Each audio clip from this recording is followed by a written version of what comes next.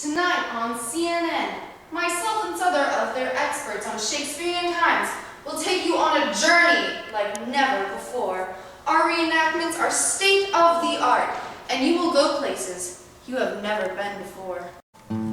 Shakespeare, nobody quite knows when he was born. He was baptized on April 26, 1564, in Snitterfield, a small area in England. His mother was Mary Arden, who was later married to John Shakespeare to become a family. There's not much known about his adolescent years. He was the oldest male of 7 siblings who was educated at the King's New School nearby his residence. At the age of 18, he married Anne Hathaway, who was 26 at the time. They had a hasty marriage because, interestingly enough, within 6 months, they had born their first daughter. If you do the math, that explains it. Within 2.5 years, they had their total of 3 children, but at the age of 11, their only son died of unknown causes. At the time of Shakespeare, theatre was changing. Concession stands were being set up, tomatoes thrown in distaste, full refunds being paid for lousy shows, and you know darn well, those groundlings were so stupid. However, Shakespeare brought a colossal amount to the theatre. He appealed to the widest possible audience, silenced the booing, and gently grabbed the wrist of the unsatisfied tomato thrower, causing him to sit down, place the tomato in his lap, and enjoy the show. Today, we still recognize Shakespeare's genius and his magnificent plays, and at the time they were just as popular. In fact, the most popular. Elizabethan culture was said to be the golden age of Europe, mainly because England and Spain were competing so much for the rights of Europe. There were many artists that were coming and many forms of entertainment that had never been heard of before. Feasts had never been thought of because Europe was so conserving food for its massive populations.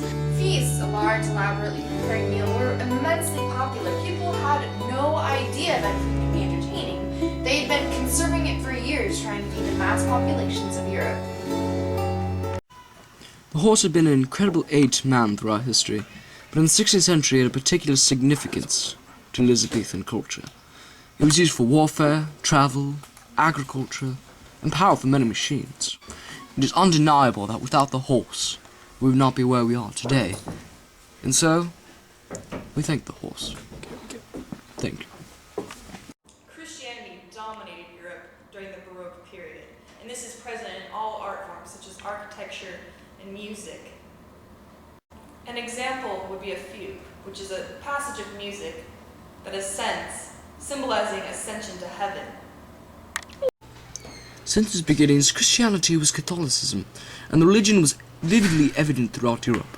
The architecture at the time was full of spires pointing to heaven, fugues and music, while paintings and sculptures devoted to God or other religious aspects.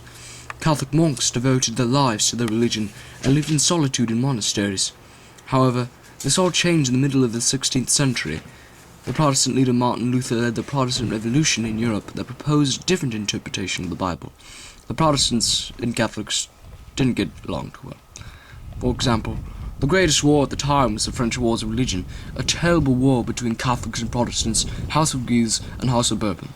The fierce Protestants, we all know how the French are with revolutions, tore down cathedrals and destroyed statues and sacred artifacts, and Catholic monks and other citizens were slaughtered.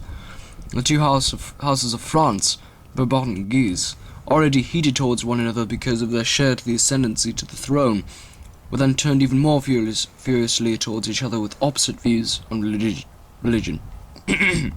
What followed was a long and brutal war lasting 36 years, from 1562 to 1598.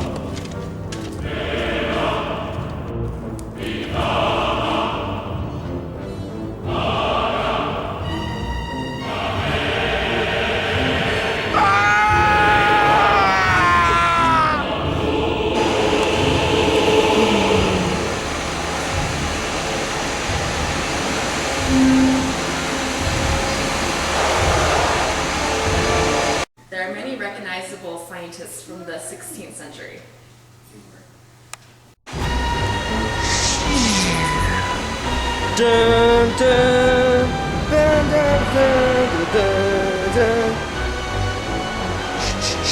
Galileo and Copernicus were great contributors to modern science. There were several major contributions to science from this era. Copernicus founded the scientific method and discovered principles of astronomy, and Galileo Galilei became known as the father of modern observational astronomy, the father of modern physics, and the father of science. He contributed considerably to astronomy in particular, making changes to the telescope and discovering many consequential astronomical observations. Along with that, he and Copernicus were key proponents of the scientific revolution. Right, there were technological advancements in the Elizabethan era, such as Galileo's horizontal water wheel, or his thermometer. Also, Leonard and Thomas Digges invented the telescope. John Dee invented the wooden beetle, which could fly, which was one of the first robots. Hey, amigo!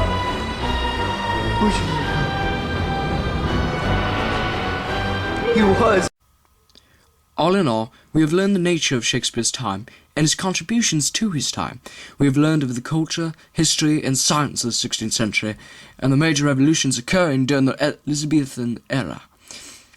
Thank you, and join us next week on The History of the World, 1 century at a time.